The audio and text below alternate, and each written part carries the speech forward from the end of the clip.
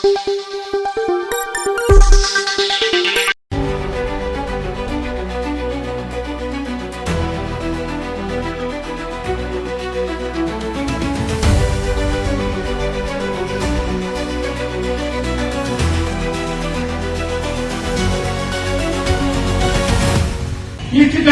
ಕೊಡದ ಜನರು ಇಷ್ಟು ಸಂಖ್ಯೆ ಹೇಳದ ಅರೆ ಮಾನವ ಮಾಡಿದ್ರೆ ಚುನಾವಣೆ ಆಯೋಗಗಳಿಗೆ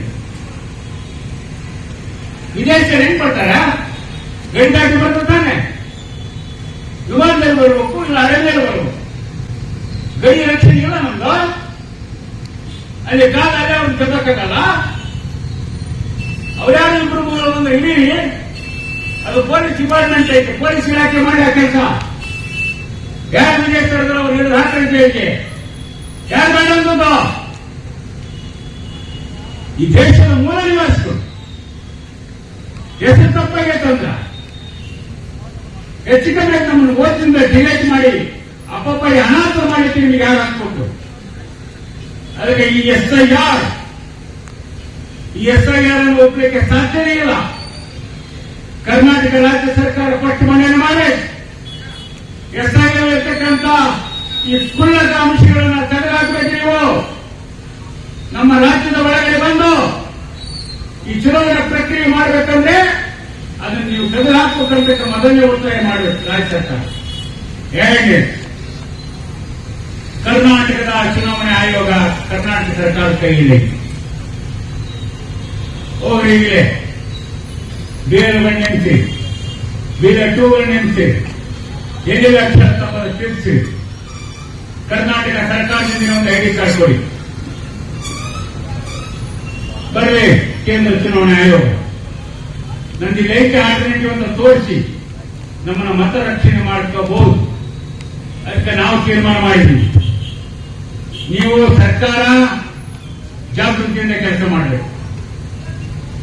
ಸರ್ಕಾರಕ್ಕೆ ಸಾವಿರಾರು ಒತ್ತಡ ಇರ್ತಾವೆ, ನಿಮ್ಮನ್ನಾಗ ಬಿಡಕ್ಕೆ ಸಾಧ್ಯ ಇಲ್ಲ. ಸರ್ಕಾರಕ್ಕೆ ಎಚ್ಚರಿಕೆ ಕೊಡಬೇಕು. ಕರ್ನಾಟಕ ಸರ್ಕಾರಕ್ಕೆ, ಕೇಂದ್ರ ಚುನಾವಣೆ ಆಯೋಗಕ್ಕೂ ಎಚ್ಚರಿಕೆ ಕೊಡಬೇಕು. ಕರ್ನಾಟಕ ಸರ್ಕಾರದ ಚುನಾವಣೆ ಆಯೋಗಕ್ಕೂ ನಾವು ಎಚ್ಚರಿಕೆ ಕೊಡಬೇಕು. ಅದಕ್ಕೆ ನಾವೇನ್ ತೀರ್ಮಾನ ಮಾಡಿದ್ವಿ, ಎದ್ದೇಳು ಕರ್ನಾಟಕದವರು ಬಹಳ ಜನರಿಗೆ ಇದ್ರ ಬಗ್ಗೆ ಗೊತ್ತೇ ಇಲ್ಲ. ದೊಡ್ಡ ದೊಡ್ಡ ಲೇಡಿಗೆ ಗೊತ್ತಿಲ್ಲ ರಮಣ ಅಂತಂದ್ರೆ ನಿನ್ನೆ ಅದರ ಬಗ್ಗೆ ತರಬೇತಿಯನ್ನು ಕೊಟ್ಟಿದ್ದಾರೆ. ಆಮೇಲೆ ನಮ್ಮ ಕ್ಷೇತ್ರದಲ್ಲಿ ಇಡೀ ವಾರ್ಡ್ ಮುಖಾಂತರ BL2 ಅಂತೇಳಿ 15 ದಿನದಿಂದ ಆಲ್ರೆಡಿ ನಮ್ಮ ಗೋಳಿಬಸಪ್ಪರ ಬ್ಲಾಕ್ ಅಧ್ಯಕ್ಷರು ಆ ಕೆಲಸವನ್ನ ಕಾರ್ಯನಿರ್ವಹಿಸ್ತಾರ.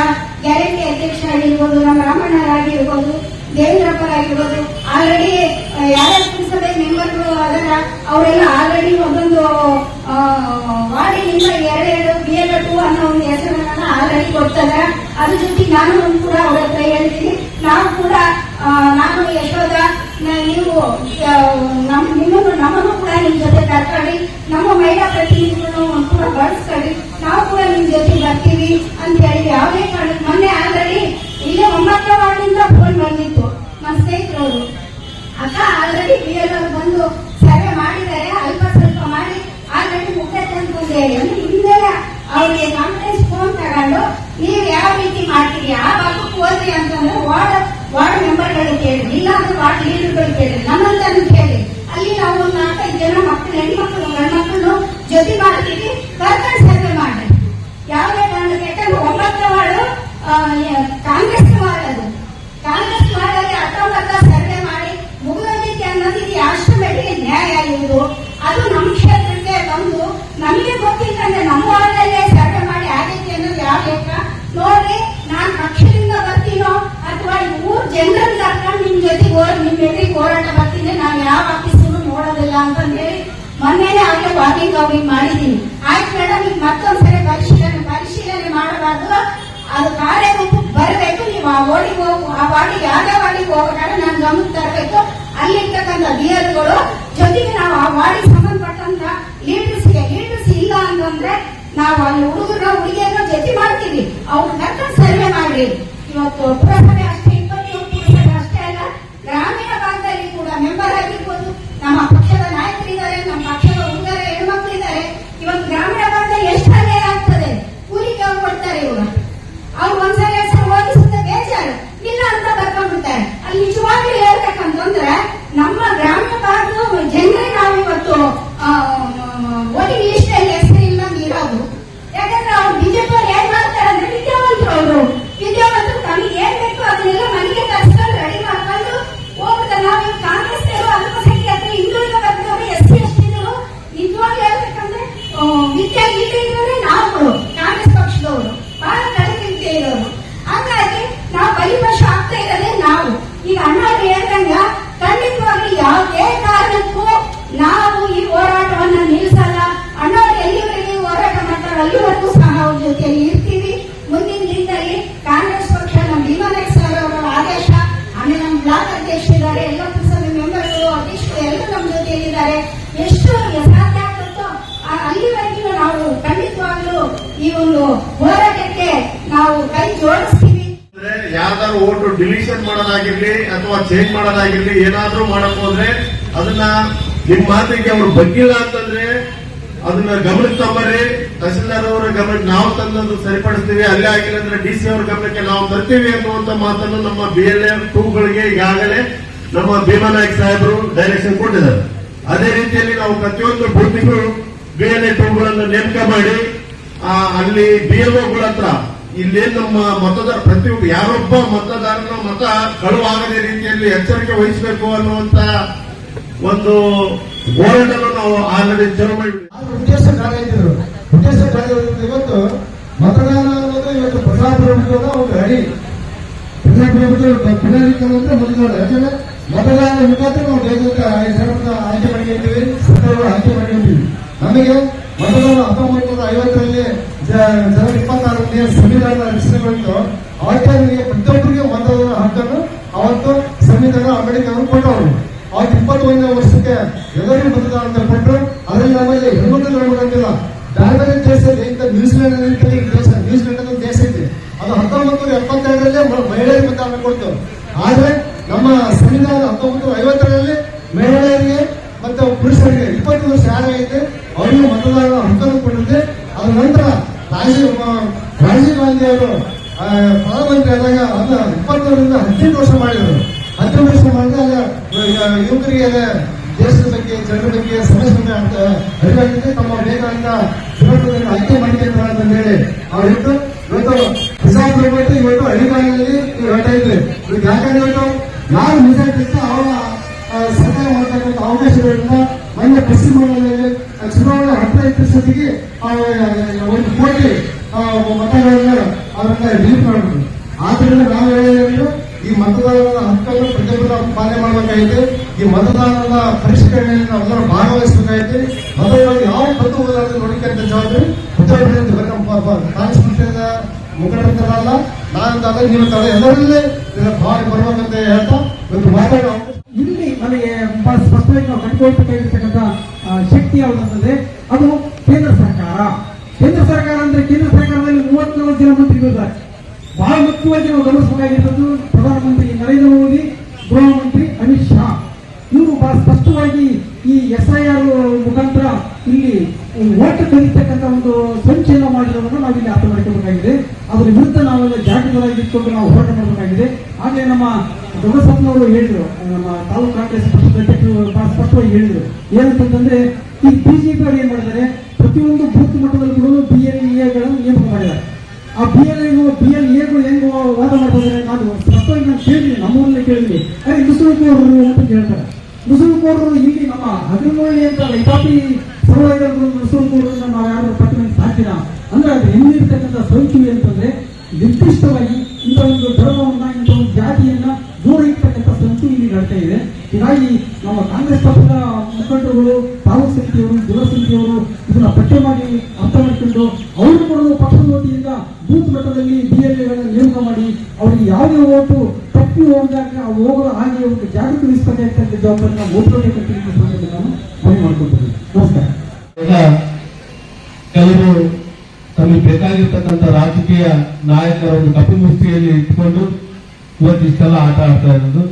ಹಾಗಾಗಿ ಇದು ಬಹಳ ಸ್ಪಷ್ಟವಾಗಿ ನಮ್ಮ ಹಿರಿಯರು ಹೇಳಿದಾಗೆ ಬಹಳ ಉಗ್ರವಾಗಿರ್ತಕ್ಕಂಥ ಮಟ್ಟದಲ್ಲಿ ಇದು ಹೋರಾಟ ಆಗಬೇಕು.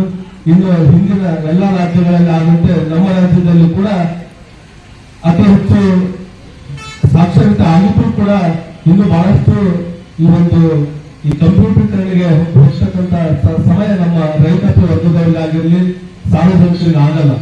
ಹಾಗಾಗಿ ನಾವು ಬಹಳ ಜಾಗೃತೆಯಿಂದ ನಾವು ನಮ್ಮ ಜನರಿಗೆ ತಿಳಿಯುವ ಮುಖಾಂತರ ಈ ಒಂದು ಹೋರಾಟ ಉಗ್ರವಾಗಿ ನಡೆಯಬೇಕು. ಜೊತೆಗೆ ಮತದಾರ ಪಟ್ಟಿಯಲ್ಲಿ ನಮ್ಮ ಯಾವುದೇ ಮತಗಳು ಹೋಗಲಾರದಂತೆ ನಾವು ಜಾಗೃತವನ್ನು ವಹಿಸಬೇಕು ಅನ್ನುವಂಥ ಮಾತನ್ನು ಹೇಳ್ತಾ ಈ ಒಂದು ಹೋರಾಟಕ್ಕೆ ಸಂಪೂರ್ಣವಾಗಿ ನನ್ನ ಬೆಂಬಲ ಇದೆ. ಜೊತೆ ನಾವೆಲ್ಲ ಕನ್ನಡ ಪರ ಸಂಘಟನೆಗಳ ಜೊತೆ ಇರ್ತೀವಿ ಅಂತ ಮಾತನ್ನು ಹೇಳ್ತಾ ನನ್ನ ಮಾತನಾಡಬೇಕು. ಬಹಳಷ್ಟು ಗೊಂದಲವನ್ನ ಸೃಷ್ಟಿ ಮಾಡಿರ್ತಕ್ಕಂಥದ್ದನ್ನ ಕಾಣ್ತೇವೆ. ಈ ಗೊಂದಲಕ್ಕೆ ತೆರೆಯನ್ನು ಎಳೆಯಬೇಕು ಅಂತಕ್ಕಂಥದ್ದು. ಅದರ ಜೊತೆಯಲ್ಲಿ ನಮ್ಮ ಪಕ್ಷದ ವತಿಯಿಂದ ಈಗ ಇರ್ತಕ್ಕಂಥ ನಮ್ಮ ಸರ್ಕಾರವೇ ನಮಗೆ ಈ ಒಂದು SIR ಯಶಸ್ವಿಯಾಗಿ ನಾವು ಯಾವುದೇ ಮತಗಳ ತನ ಹಾಕಬಾರ್ದು, ಮತಗಳು ಡಿಲೀಟ್ ಆಗಬಾರ್ದು, ಆ ರೀತಿಯಾಗಿ ನಾವು ಕಾರ್ಯವನ್ನ ಮಾಡಬೇಕು ಅಂತಕ್ಕಂಥ ಒಂದು ಉತ್ತಮ ಆಲೋಚನೆಯೊಂದಿಗೆ BLA 2ಗಳನ್ನ ಪ್ರತಿ ಒಂದು ಬೂತ್ಗೆ ಒಬ್ಬೊಬ್ಬ BLA 2 ಅನ್ನ ನೇಮಕ ಮಾಡುವ ಮೂಲಕ ಆ BLA 2 BLO ಏನಿರ್ತಾರೆ ಸರ್ಕಾರದಿಂದ ನೇಮಿತವಾಗಿರ್ತಕ್ಕಂಥ BLOಗಳ ಜೊತೆಗೂಡಿ ಅಲ್ಲಿ ಆಗ್ತಕ್ಕಂಥ ಮತಗಳ ಸೇರ್ಪಡೆ ಇರಬಹುದು, ಮತಗಳನ್ನ ತೆಗಿತಕ್ಕಂಥದ್ದಾಗಿರ್ಬೋದು, ಅವು ಪ್ರಾಮಾಣಿಕವಾಗಿ ಸರಿಯಾಗಿದ್ದಲ್ಲಿ ಮಾತ್ರ ಅದಕ್ಕೆ ನಾವು ಸಹಕಾರವನ್ನ ನೀಡೋಣ. ಯಾವಾಗಾದರೂ ಮತಗಳನ್ನ ಉದ್ದೇಶಪೂರ್ವಕವಾಗಿ ತೆಗಿತಕ್ಕಂಥ ಕೆಲಸವನ್ನ ಮಾಡ್ತಾರೆ ಅನ್ನೋದಾದ್ರೆ ಸಂಪೂರ್ಣ ವಿರೋಧವನ್ನ ಮಾಡುವ ಮೂಲಕ ನಾವು ಆ ಒಂದು ಮತ ಪರಿಷ್ಕರಣೆಯನ್ನ ಅಲ್ಲಿ ಪ್ರತಿಭಟಿಸೋಣ ಅಂತಕ್ಕಂಥ ಮಾತನ್ನ ಹೇಳ್ತಾ ಈ ಒಂದು ಕಾರ್ಯಕ್ರಮದಲ್ಲಿ ನನ್ನನ್ನು ಹುಟ್ಟಿರ್ತಕ್ಕಂಥ ನಮ್ಮ ಹೋರಾಟಗಾರರಲ್ಲಿ ಯಾರು ಶ್ರೀಮಂತರಲ್ಲ. ಇದು ಹೋರಾಟ ತಾಲೂಕು ಆಗಿರೋದ್ರಿಂದ ನಾವು ಯಾವುದೇ ಒಂದು ಹೋರಾಟವನ್ನು ಮಾಡಿದ್ರೆ ಯಶಸ್ವಿಯಾಗಿ ಶ್ರಮಪಟ್ಟು ಮಾಡ್ತಾರಂತ ತಮ್ಮೆಲ್ಲರಿಗೆ ಈ ಒಂದು ವೇದಿಕೆಯ ಮುಖಾಂತರ ತಮ್ಮೆಲ್ಲರಿಗೆ ಮನವರಿಕೆಯನ್ನು ಮಾಡ್ತಾ ಹೆಚ್ಚಿನ ಮಾತನಾಡಲಿಕ್ಕೆ ನಾನು ಅವಕಾಶ ಇಲ್ಲ. ಹಾಗಾಗಿ ತಾವೆಲ್ಲರೂ ಕೂಡ ಮುಂದಿನ ದಿನಗಳಲ್ಲಿ ಇವತ್ತು ನಾವು ಏನೇ ಇವತ್ತು ಪಡಿಬೇಕಾದ್ರೆ ಇವತ್ತು ಹೋರಾಟಗಳ ಮುಖಾಂತರ ಪಡಿಬೇಕಾಗಿದೆ. ಮಾಡೋದಲ್ಲ, ಇಂಥ ಚಳವಳಿಗಳಲ್ಲಿ ಬಂದು ಸಾಥ್ ಕೊಟ್ಟನಪ್ಪ ಅಂದ್ರೆ ಮಾತ್ರ ನಮ್ಮ ಓಟ್ಗಳನ್ನು ನಾವು ಉಳಿಸ್ಕೊಳಕ್ಕಾಗ್ತೈತಿ. ಮನೆಯಲ್ಲಿ ಕುಂತು ಆಗ್ತದ್ರು ಅಂತ ಏನಾಗಲ್ಲ. ಎಲ್ಲರೂ ಬರ್ಬೇಕು, ಹೊರಗ ಬಂದಾಗ ಮಾತ್ರ ಎಲ್ಲರೂ ನಾವು ಏನೋ ಒಂದು ಸಾಧಿಸಕ್ ಸಾಧ್ಯ ಆಗ್ತೈತಿ. ಓಟ್ ಕಾಲದಲ್ಲಿ ನಾವು ಹೋಗಿ ಕೋರ್ಟಿಗೆ ಹೋದ್ರು ಕೂಡ ನಾವು ಏನು ಮಾಡ್ಕೊಳಕ್ಕಾಗಲ್ಲ. ಈಗ ಆಲ್ರೆಡಿ ಕಲ್ಕತ್ತಾದಲ್ಲಿ ಆಗಿರೋದು ಇಂಥ ಸನ್ನಿವೇಶಗಳು. ನಾವೆಲ್ಲರೂ ಒಗ್ಗಟ್ಟಾಗಿ ಇಂಥ ಚಳವಳಿಗಳನ್ನು ಭಾಗವಹಿಸಬೇಕಂತ ತಮ್ಮಲ್ಲಿ ಕೇಳ್ಕೊಳ್ತಾ ನನ್ನ ಮಾತನ್ನು ಏನು ಕಾರ್ಯಕರ್ತರಿಗೆ ಬರ್ತಾರೆ ಸಭೆಗಳಿಗೆ ಬರ್ತಕ್ಕಂಥವ್ರ ಮೇಲೆ ನಿಗಾ ಇಡ್ತಕ್ಕಂಥದ್ದು ಮತ್ತೆ ನಮ್ಮ ಸರ್ವೆಗಳು ಎಷ್ಟು ಮಟ್ಟಿಗೆ ಅವ್ರು ಸರಿಯಾದ ದಾಖಲೆಗಳನ್ನು ಮಾಡ್ಕೊಳ್ಬೇಕಂತ ನೋಡ್ತಕ್ಕಂಥದ್ದು. ಅದು ನಮ್ಮ ಏರಿಯಾಗಳಲ್ಲಿ, ನಮ್ಮ ವಾರ್ಡ್ಗಳಲ್ಲಿ ನಮ್ಮದೇ ಆದಂತಹ ಮೇಲ್ಮುಖವಾಗಿ ಸಮಿತಿಗಳಿರಬೇಕು. ಮತ್ತೆ ಇದರಲ್ಲೂ ಎಸ್ಪೆಷಲಿ ಇರತಕ್ಕಂಥದ್ದು ಅಲ್ಪಸಂಖ್ಯಾತ ಬಂಧುಗಳು ಆದಷ್ಟು ತಾವುಗಳು ಹೆಚ್ಚಿನ ಗಮನ ವಹಿಸಿ ಯಾವುದೇ ಒಂದೇ ಒಂದು ಮತ ಓಟ್ಗಳು ರದ್ದಾಗಂಗೆ ನೋಡ್ಕೊಳ್ಬೇಕು. ಇಲ್ಲಾದ ಪಕ್ಷದಲ್ಲಿ ನಾವು ನಮ್ಮ ಹಕ್ಕನ್ನು ಕಳ್ಕೊಂಡ ಮೇಲೆ ಈ ದೇಶದಲ್ಲಿ ಇದ್ದೂ ಇಲ್ದಂಗೆ ಪೂರ್ತಿಯಾಗಿ ಈಗ ಮತದಾನ ಇರ್ತಕ್ಕಂಥವ್ರಿಗೆ ಹಕ್ಕು ಸಿಗೋದು ಬಹಳ ಕಷ್ಟ ಇದೆ. ನಂತರದಲ್ಲಿ ವೋಟರ್ ರದ್ದಾದವ್ರಿಗೆ ಹಕ್ಕಾಗ್ಲಿ ಇನ್ನೊಂದಾಗ್ಲಿ ಮತ್ತೊಂದು ಸಿಗದೇ ಇರಲಿಲ್ಲ. ಅದು 2ನೇ ದರ್ಜೆಯ ನೌಕರರಾಗಿ 2ನೇ ದರ್ಜೆಯ ಜನತೆಯಾಗಿ ನಮ್ಮ ಹಕ್ಕುಗಳನ್ನು ಪೂರ್ತಿ ನಾವು ವಂಚಿತರಾಗಿ ಶೋಷಿತರು ಮತ್ತೊಂದಿಷ್ಟು ಶೋಷಿತರಾಗಿ ಕಂಟಿನ್ಯೂಸ್ ಆಗ್ತಕ್ಕಂಥ ಮತ್ತೆ ಹಿಂದಿನ ಈ ಬ್ರಿಟಿಷ್ ಪದ್ಧತಿಯನ್ನು ತರ್ತಕ್ಕಂಥ ಒಂದು ಹುನ್ನಾರೆಯನ್ನು ಈ ಬಿಜೆಪಿ ಸರ್ಕಾರ ಮಾಡಿದೆ. ಸೊ ಇದು ವಿರುದ್ಧವಾಗಿ ವಿರುದ್ಧ ಒಕ್ಕೂಟದಿಂದ ಪೂರ್ತಿಯಾಗಿ ನಾವು ಬಲವಾಗಿರ್ತೇವೆ. ಸದಾ ಈ ಹೋರಾಟದಲ್ಲಿ ಗಟ್ಟಿಯಾಗಿರ್ತೇವೆ.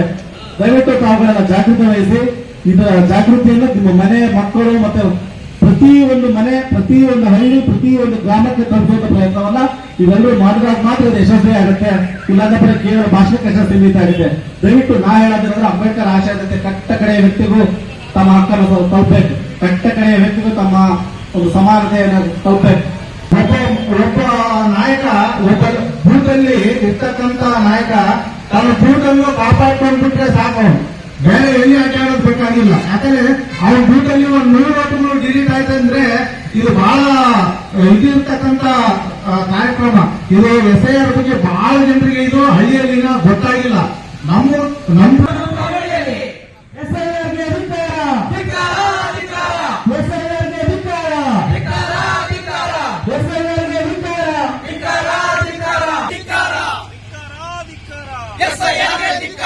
ಕೇಂದ್ರ ಸರ್ಕಾರಕ್ಕೆ